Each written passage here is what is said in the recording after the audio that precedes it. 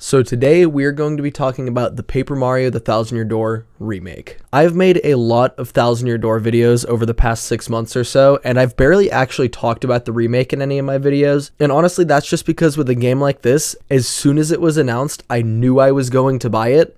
So why look into all the trailers super deeply way in advance and then be like, cool, now I'll just wait a year. Like, that's generally how I am with games that I know I'm going to play. Like, another good example, Octopath Traveler 2 that came out last year. I loved the first game and absolutely knew that no matter what, I was going to play the second game. So I didn't even watch any of the trailers for Octopath 2. And when that game came out, it was a fantastic experience to play it. And in this case, it's a little different because it's a remake. So I kind of know what the game is like overall. But I figured now that we're about a week out from the release of it, I would go through the trailer and just kind of talk about some of my thoughts on it and some of my thoughts on the changes and the 30 FPS and all that stuff.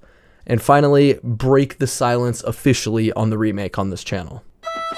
It's Mario, and he's paper? It's Mario, and he's paper? So this is the first game where they ever transformed Mario into paper, don't forget it. So yeah, right away, the visual style of this remake is pretty gorgeous, although the grass here is very, very shiny. But I mean, overall, every screenshot and everything I've seen of it so far, my camera is angled to the side. Wow, look at that. So much more direct. Yeah, every screenshot I've seen of this, the visual style is pretty stunning, and a lot of the character models are very faithful. It's still, even though we've known about this game for a long time, it is still so surreal to see this. This is a full-on, papercraft remastered version of the most important game of my childhood. Seriously, this still just blows me away that, we're seeing this game in, proper HD, you know? Not just an HD texture pack, although the HD texture pack of the original game does look amazing, and I always use it. This is something different. Look at the detail on this shot. Everything's actually made out of cardboard. Even their little stove and chimneys made out of cardboard. This picture has all the partners from the first Paper Mario. There's a lot of love that clearly went into this remake. The people on the team for this have got to be very passionate fans for the original to put this kind of detail into it. Once again, though, the very shiny floors, these guys must wax and polish the shit out of their hardwood. And honestly, I think the shiny floors is a way to make up for the relative low resolution of this remake. I mean, obviously 1080p is fine. I'm not a big snob about that. But Nintendo making things shiny is often a strategy that they've used to make things look higher resolution than they actually are. And a treasure map? Mario immediately books it to... Okay, so ignoring the super annoying narrator, what a gorgeous scene. The lighting effects in this game look phenomenal, especially because lighting effects are probably the weakest aspect of the original Thousand Year Door, because they could barely do them at the time. A lot of people like to talk about Luigi's Mansion as a tech demo for the GameCube, and even the lighting effects in that were pretty basic by even a few years later standards.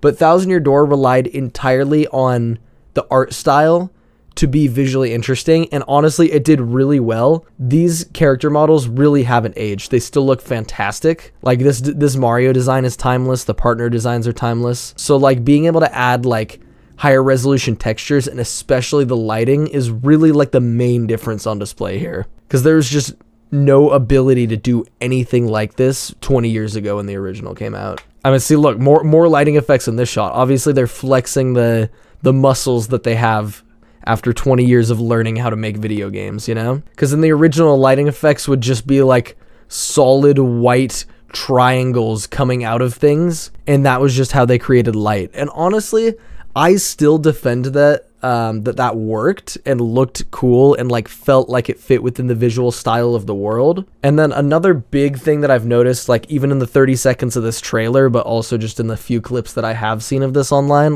the side characters got so much more expressive animations and a lot more models and stuff. All right, here's Petalburg. There's the new save block. It's reinforced compared to the original for hundreds of hours of saving to come. The texture work here is okay, I guess. The grass isn't super detailed, but this is kind of a wide shot. We got a lot of shininess going on. But once again, this Koopa design looks fantastic. No reason to change him. Just put him into the modern game and give him some shading. Boom, ship it. Also, shout out to General White. that guy. All my homies hate that guy. The towns, the forests. Okay, Bogley Woods might be my favorite area that I've seen in any of the promotions for this game, because like, look at how pretty it is. It like captures the atmosphere that they were trying to capture in the original so much more. This is what being in this environment felt like as a kid.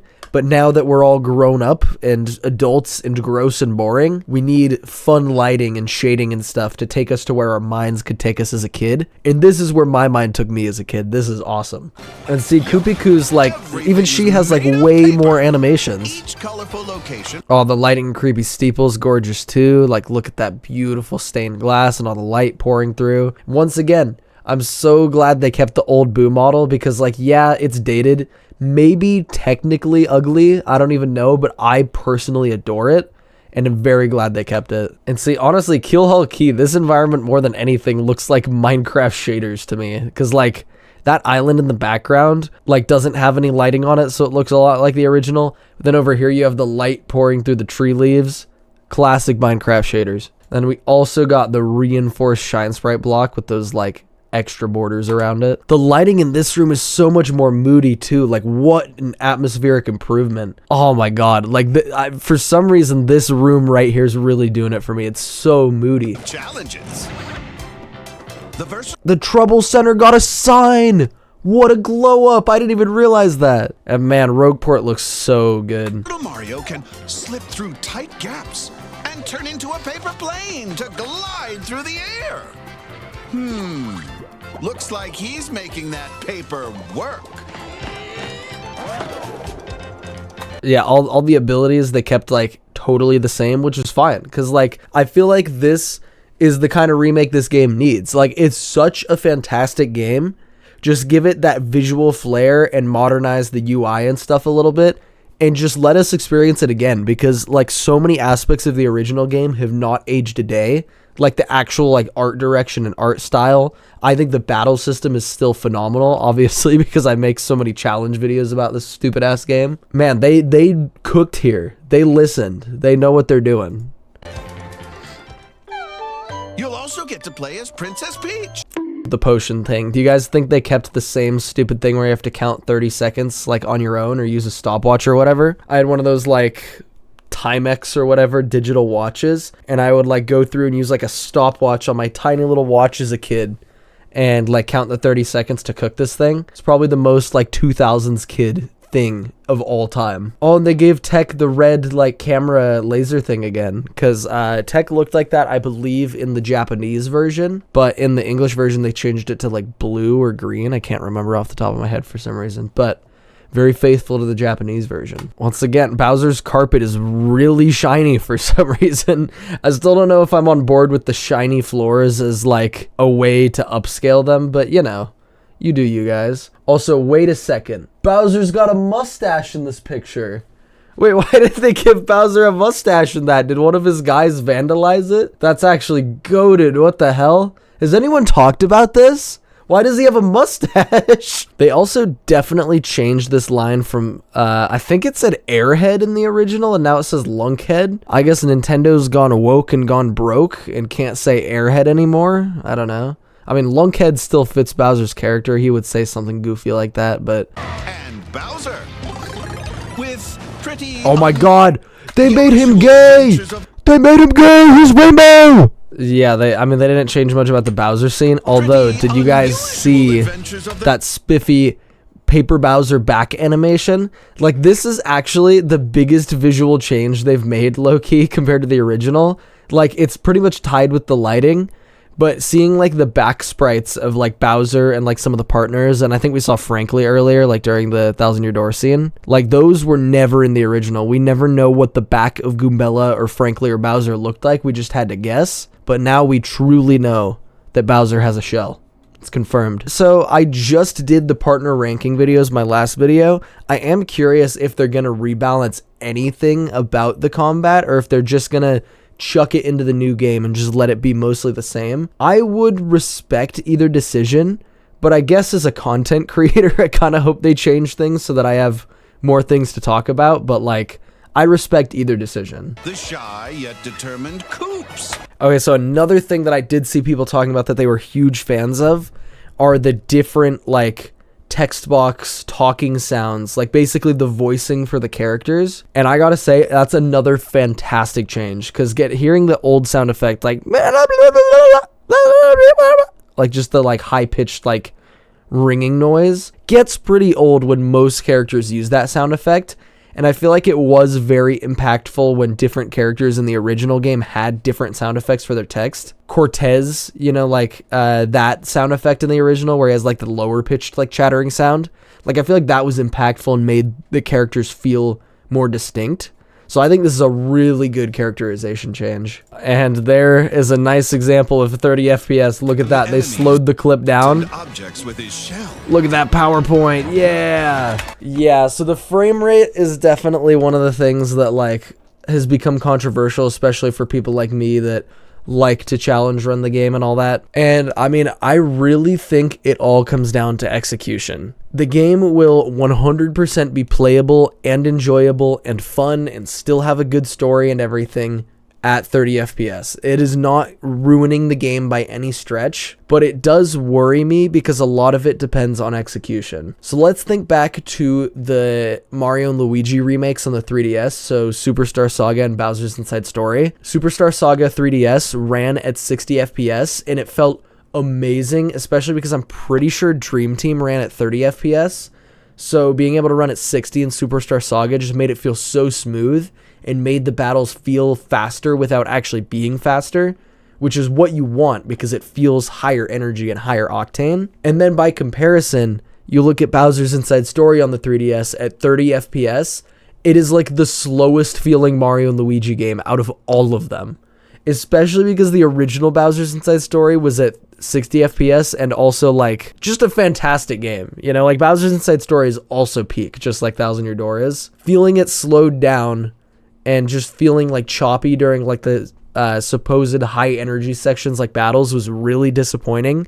And I think is one of the things that makes that remake worse than the original. But I feel like they'll probably handle it fine with Thousand Year Door.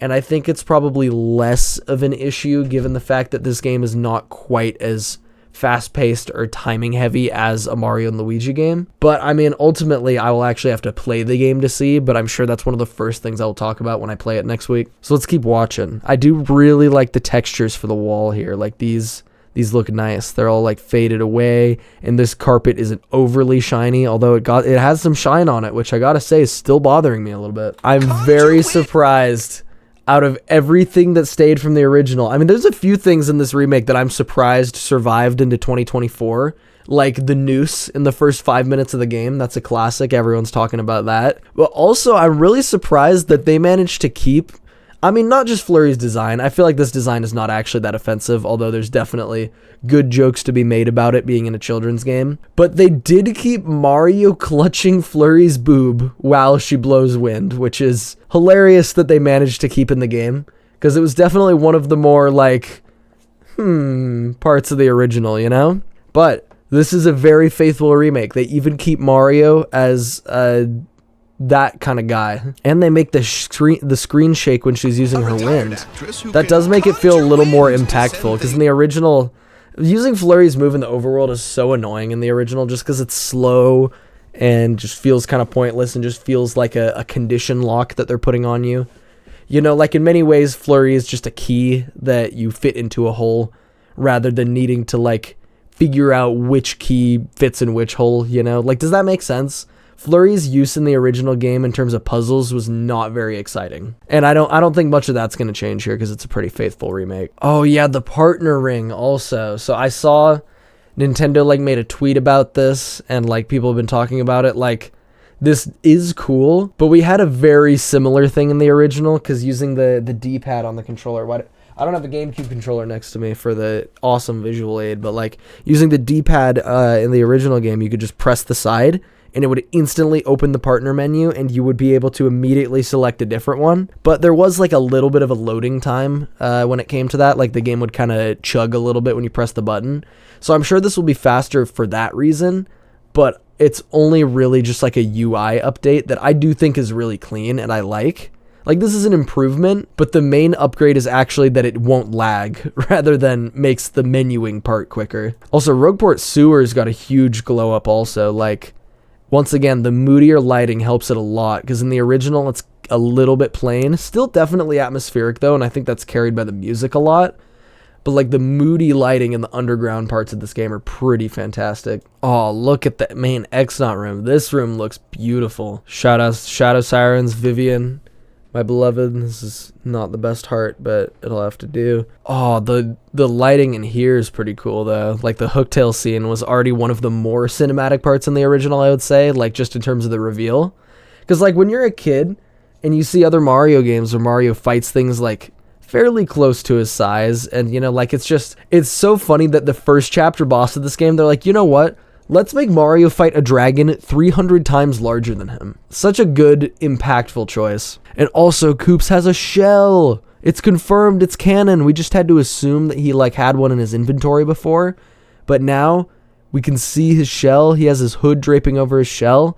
The back sprites are so cool. Oh my god, dude, it's so fucking pretty. Oh my god, this might be one of my favorite looking rooms so far. Oh my god, like, the lighting in here is stunning. I love the emphasis on the stage. I like the darker, like, almost purplish tint in the, like, surrounding area. Such a good atmosphere. Wrestling champ. Oh, it's Rockhawk. What's up, Rockhawk? He's got his little star belt. So is that how the crystal stars are gonna look in HD? Because, like, look at that. That looks fairly different than the original. Because the original ones, like, kinda didn't fit into the game. And in this case, they kinda still don't. But, like, I think that's definitely intentional now. Because the modern Paper Mario games absolutely love fitting real-world objects into, like, the paper aesthetic. And that seems like that's just, like, a visual style here, which I'm cool with. But then they made it the story in, like, Sticker Star and Color Splash and stuff. I mean, in Sticker Star, it wasn't even really the story. It was kind of just like, oh yeah, here's real things. And then they ended up being one of the worst parts of the game, but that's unrelated to the visual choice.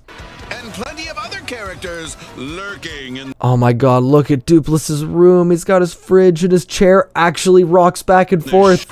His chair never rocked in the original. Plenty of other characters lurking Look at that. in the shadows. Oh my god, his little voice sound effect is so cute also. That's how Duplus should sound. Duplus is...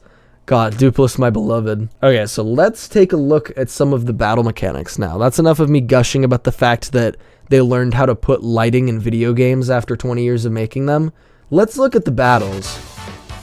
Bump into an enemy on the field, and a turn-based battle will begin in a theater? In a theater? I'm not really into this narrator in this video, but that's just kind of how Nintendo trailers and commercials are. Just it's their choice, you know, it's their thing. Once again, for being a theater stage, this is impressively waxed. They're gonna slip over this, I feel like. The stage is so, like, shiny and reflective. Action command. Yep.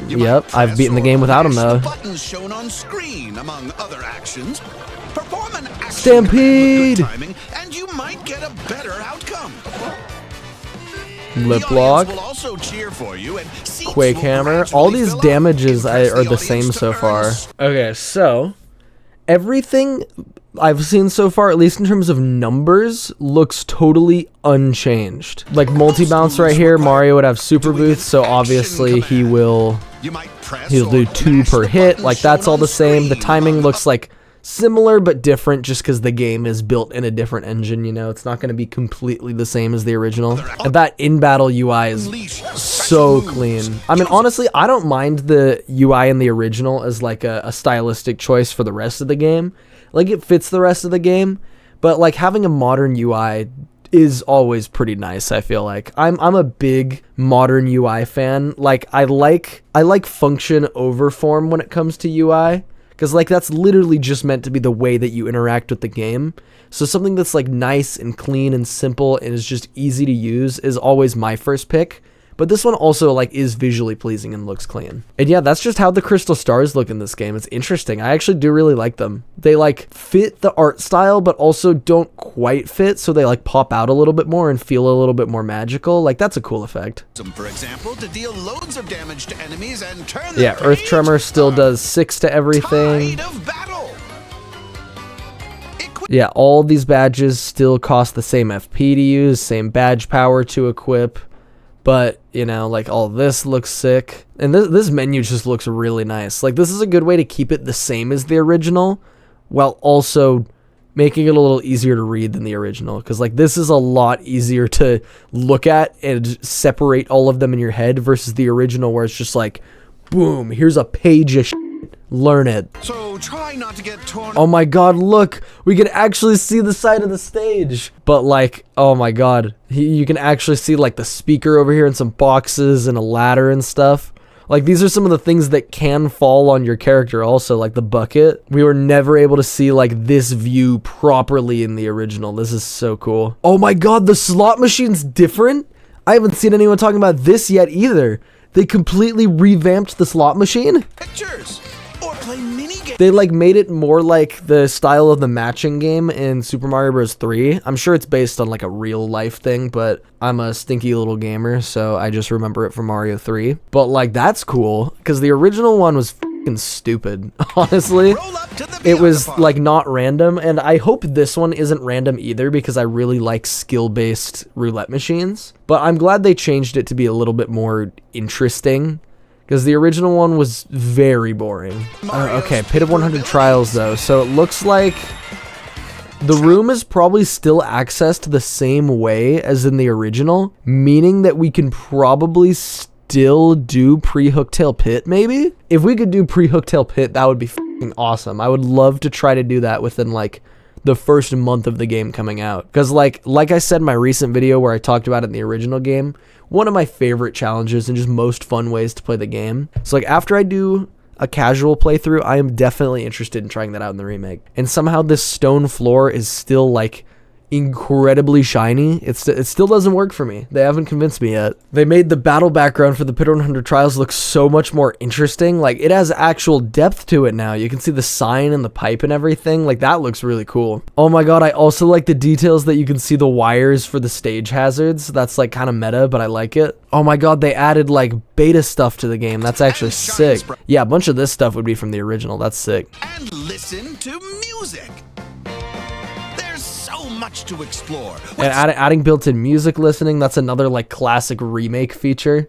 They did that in the Mario and Luigi remakes also. Like, you're making these remakes out of fan service, so it makes sense to give these like fan servicey, like, here's more media from the game things that you can just access in the game. It's a really safe choice for a remake to just put in all this content and be like, yep, new game. But like, I think it's effective, you know, why not? Oh my god, new Frankly animation, look at that guy! What? God, shoutouts to Frankly, just the most peak character design of all time. Oh my god, it looks so cool. Look at that angry animation for Flurry, they gave the partners ones too.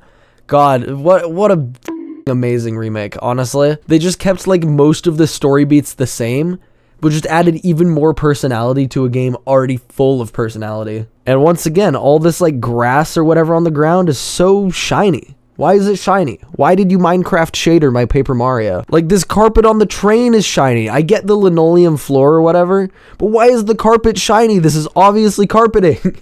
Also, Pennington, my beloved. Oh my god, the little guy was saluting the boats, the cannon. The Paper Mario. His speed was way higher than it was in the original. Did you see that cannon shot? Zoom. He went like at least the speed of sound. In the original game, he goes like 60 miles per hour. He doesn't move at all. What a year, you know? What a year to be a Paper Mario fan. I can't believe this actually happened, because I remember being, you know, like, how old was I in like 2018 or whatever, when people were talking about like wanting Thousand Year Door remastered? Like, when I was like 14, 15 and people were talking about the game being remastered, I really wanted it, you know? Like, I've been a fan of Thousand Year Door for my whole life, and I figured, nah, there's no way they're actually gonna do it. Clearly they don't want to go that direction with Paper Mario anymore, because they probably don't think it's gonna like sell or whatever. And now here we are, where they're like, you know what? Let's actually give them exactly what they want, and let's just make it like perfect, except for the stupid shiny floors. You know, I mean, they gotta get us somehow, you know? We can't have a flawless game. We gotta have overly shiny waxed floors, even when they're carpet. Because, I mean, isn't your carpet reflective? My carpet is like blinding me when I look down at it. Anyways, enough of that though. I am going to stop watching more footage for this game And I will see you guys next week when we actually get to play this game and I get to give my own first impressions and everything. I'm going to try to have a video out on it like the same day, maybe the next day, because like I'm going to try to do like the first chapter and just give my impressions of playing it, and then I'll play the rest of the game and do more videos and stuff like that. I'd love to live stream it. I know a lot of people want me to live stream, and it's definitely something I want to do in the future. But right now with my college schedule going on and with like roommates and everything, it's pretty hard to be able to stream, which is generally why I've been doing more videos and stuff. And in fact, doing only videos. I haven't streamed under Bringle at all. Yeah, I'll do streams at some point in the future, but for the remake, it's just going to be good old YouTube videos because it's hard for me to stream at the moment. So I will see you guys next week in Paper Mario: The Thousand Year Door on Nintendo Switch.